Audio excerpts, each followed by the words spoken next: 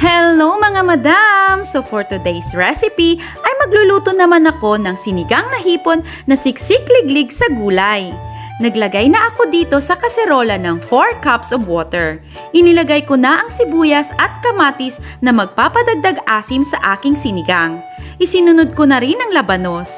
Nang kumulo na inilagay ko na ang mga hipon. Tapos inilagay ko na rin ang fresh na sitaw at okra. Hindi ko rin kinalimutan ang mga siling haba. At syempre, dahil wala akong fresh na sampalok, gagamit ako ng sinigang mix sa sampalok para akchib ang asim sa aking sinigang. Imimix ko lang ito ng mabuti. Naglagay din pala ako ng talong. Tinimplahan ko din pala ito ng konting patis, asin at paminta.